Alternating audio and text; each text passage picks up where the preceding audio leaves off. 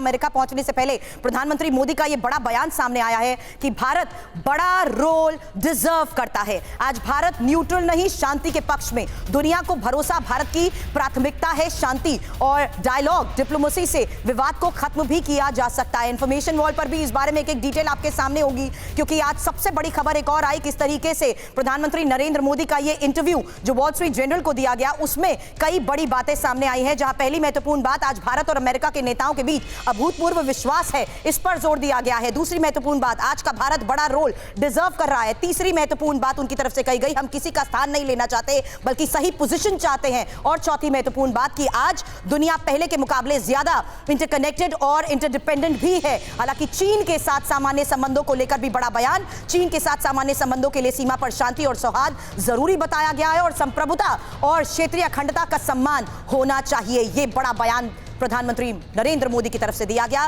क्योंकि विवादों और मतभेदों का कानून के मुताबिक शांतिपूर्ण समाधान होना बहुत जरूरी है और भारत अपनी संप्रभुता और सम्मान की रक्षा के लिए पूरी तरीके से तैयार है। जहां सभी देश अंतर्राष्ट्रीय कानून, एक दूसरे की संप्रभुता का सम्मान करें और विवादों का निपटारा डिप्लोमेसी और डायलॉग से ही हो सकता है, युद्ध से नहीं। आज का भारत न्यूट्रल नहीं बल्कि शांति के पक्ष में है। राजीव सर, कैसे देखते हैं प्रधानमंत्री के इन बयानों को, क्योंकि दुनिया को भरोसा है कि भारत की सबसे बड़ी प्राथमिकता शांति है। ये बड़ा बयान और यूएनएससी की मौजूदा सदस्यता का मूल्यांकन होना चाहिए, यह भी कहा गया है उनकी तरफ से। देखिए, बड़ा ही बयान नहीं, एक बड़ा ही गहरा बयान दिया है। गहरा बयान इसलिए है कि जब से हमारा एक जो पोजीशन आया था यूक्रेन में, तो बड़ा लोग लूजली न्यूट्रल वर्ड का इस्तेमाल करते हैं। जिसको भी अंतर्राष्ट्रीय संबंध की जानकारी होगी, न्यूट्रल बहुत ही अच्छा शब्द नहीं माना जाता है।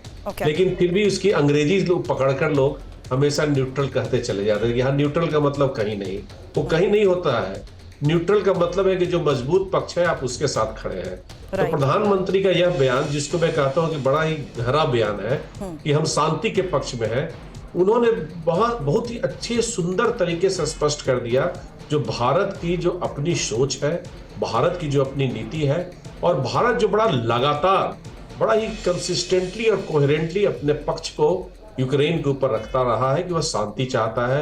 डायलॉग जो कि आपने दिखाया, डायलॉग की बात करता है, अखंडता और संप्रभुता की बात करता है और इसी से आगे हल होना चाहिए। तो इसमें न ही रूस के उस आक्रमण का समर्थन करता है, जो इसे कहे ऑपरेशन कहे, हम शब्दों के जाल में नहीं, एक तरह से भारत कभी भी नहीं उलझा। और उसने कहा कि जो घटनाएं घट रही है वहां पर, जिस तरह से भारत के लिहाज से किस तरीके से ये गेम चेंजर लाइन है सर, हम तटस्थ नहीं, शांति के पक्ष में, इस बारे में आपसे चर्चा करूंगी सर। आई एम सॉरी, मुझे एक टाइमलाइन और डिटेल इंफॉर्मेशन वॉल पर अपने दर्शकों को देनी है कि ग्लोबल लीडर मोदी की किस तरीके से महा मुलाकात के ये प्लान भी अब सामने आ चुके हैं। जहां अब ट्विटर के सीईओ इलॉन मस्क के साथ उनकी मुलाकात को लेकर सबसे महत्वपूर्ण खबर सामने आई है। इसके साथ साथ ही टाइसन, नील डेग्रे टाइसन, अमेरिकी खगोल शास्त्री के साथ मुलाकात को लेकर बड़ी खबर है और साथ ही पॉल रोमर, सीनियर वाइस प्रेसिडेंट है वर्ल्ड बैंक के, उनके साथ मुलाकात होनी है और साथ ही अमेरिकी इन्वेस्टर रे डालियो के साथ भी मुलाकात को लेकर बड़ी खबर सामने आई है। ये पूरा प्लान है, जहां सिंगर फारूक शाह के साथ भी उनकी मुलाकात को लेकर खबर है और साथ ही president strategic growth for Mastercard Michael Froman के साथ भी उनकी मुलाकात को लेकर बड़ी खबर आई है। साथ ही डैनियल रोशेल जो कि वाइस प्रेसिडेंट हैं एएसपीआई के, उनके साथ भी प्रधानमंत्री नरेंद्र मोदी की मुलाकात होनी है। अमेरिकी ब्यूरोक्रेट एल्ब्रज कोल्बी के साथ मुलाकात को लेकर भी बड़ी खबर सामने आई है और साथ ही नोबेल विजेता डॉक्टर पीटर अग्रे के साथ भी मुलाकात की बड़ी खबर आ चुकी है।